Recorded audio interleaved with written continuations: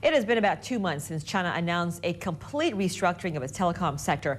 The changes are expected to be completed in about half a year. Well, shares of the major telco players jumped when the news was first announced, but since then they've suffered about double-digit losses, with China Telecom losing as much as 25%. Here to talk about the outlook for the sector is Duncan Clark. He's chairman of consultancy BDA China. He joins us now from Hong Kong as well. Duncan, good to see you again. The changes, the sweeping reforms that they announced for the telco sector seem quite ambitious. When you break it down into the moving parts, though, are they achievable, you think?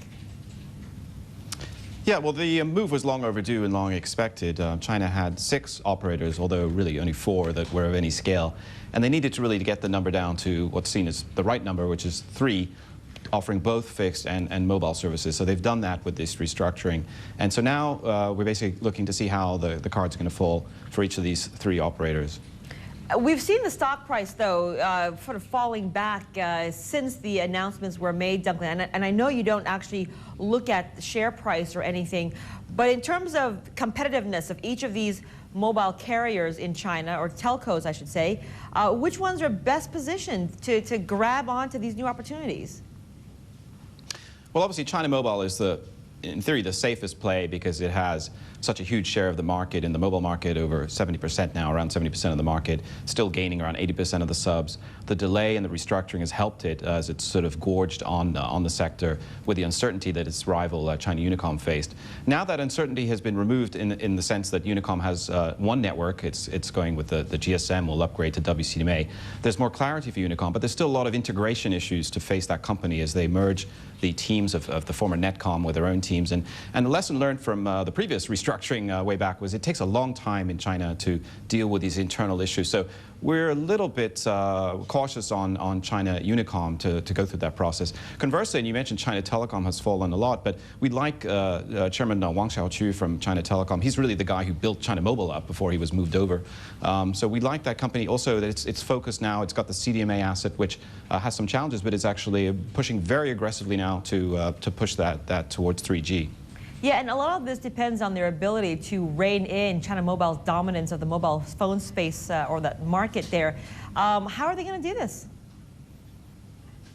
Well, I mean, China Mobile, to one extent, has a big challenge with this TD-SCDMA, which is the domestic 3G technology.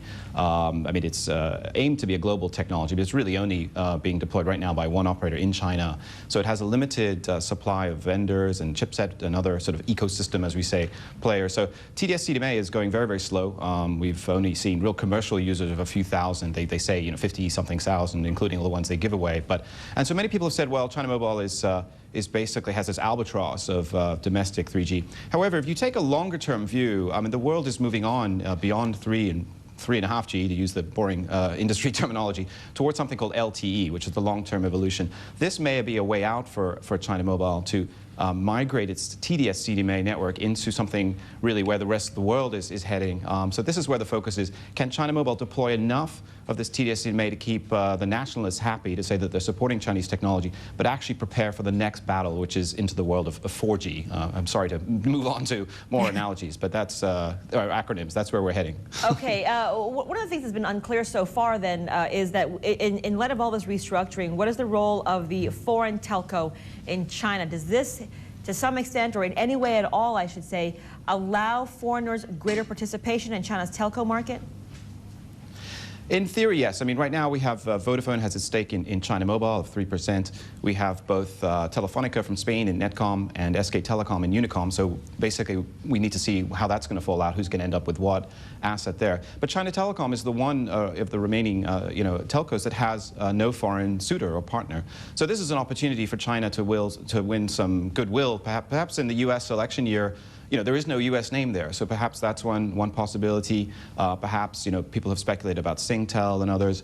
The reality is we don't see a majority or controlling stake in any of these companies, of course. China doesn't really need the money, but it may need some of the goodwill in terms of its trade relations, or also the international expansion of these companies. They have all ambitions to go overseas. So far, we've seen only limited steps. We've seen China Mobile in Pakistan with a small deal.